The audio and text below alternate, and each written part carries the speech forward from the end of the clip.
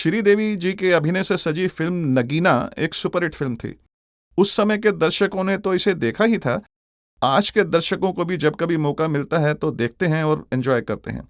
गाने भी सुपरहिट थे। इस फिल्म का निर्माण और निर्देशन हरमेश मल्होत्रा साहब ने किया था। उन्होंने कई कामयाब फिल्में बनाई। उन्हीं की एक हिट फिल्म थी गद्दार, जिसमें उस समय के विलेन की भूमिका निभाने वाले तकरीबन सभी कलाकार थे।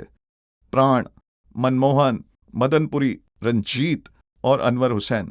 साथ में विनोद खन्ना भी थे, जो विलेन की भूमिकाओं में काफी ऊंचा झंडा गाड़ रहे थे, पर इस फिल्म के आने तक वो हीरो वाली भूमिकाएं करने लगे थे। फिल्म सुपरहिट थी और इसके प्लॉट से मिलती जुलती फिल्म बाद में हॉलीवुड से भी आई थी, रिजर्वायर डॉग्स, जिस पर बेस्ड बाद में एक हिंदी फिल्म आई, कांटे। लेकिन अभी बात नगीना की, जिसमें श्रीदेवी जी ने इच्छाधारी नागिन का रोल किया था। ये कहानी सावित्री सत्यवान यमराज के प्लॉट पर आधारित थी, जहां एक पत्नी अपने पति की जान विलेन के चंगुल से बचाने के लिए अपनी जान लड़ा देती है और कामयाब भी होती है। इस प्लॉट पर जब भी फिल्म बनी है सुपरहिट ही रही है। आपके दिमाग में वो सारी हिंदी फिल्में घूमने लग गई होंगी, है ना? इस फिल्म के हिट होने की ये एक बड़ी वजह तो थी ही, पर साथ ही कुछ ऐसे दृश्य भी थे जो भारतीय नारी के मानस पटल पर अपनी गहरी छाप छोड़ने वाले थे। उनकी फीलिंग्स और इमोशंस को टच करने वाले थे।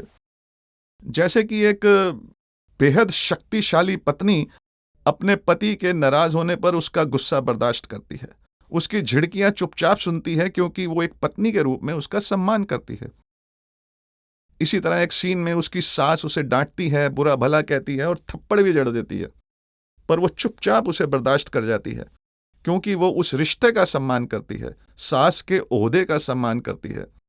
बात बहुत बारीक थी, बहुत सरल तरीके से कही गई थी, पर दिल को छूने वाली थी और उसने छुआ भी।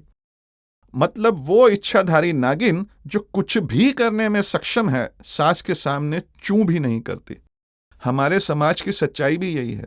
महिलाएं सक्षम होते हुए भी रिश्तों का सम्मान करती हैं, उनका लिहाज करती हैं, इसीलिए बहुत कुछ बर्दाश्त करती चलती हैं। सावित्री सत्यवान यमराज के प्लॉट के साथ ही इस बात ने और इस तरह के कई सीन्स ने महिला दर्शकों के दिलों को छुआ और फिल्म सुपरहिट हो गई। लेकिन कई फिल्म मेकर्स को लगा कि दर्शकों को नाग नागिन की कहानी पसंद आ रही है, और जैसा कि होता आया है उन्होंने ऐसी फिल्मों की लाइन लगा दी। खुद हरमेश मल्होत्रा साहब ने बनाई निगाहें, नगीना पार्ट 2। जाहिर है इन फिल्मों में वो बात मिसिंग थी, इसलिए ये फिल्में चल ही नहीं पाईं।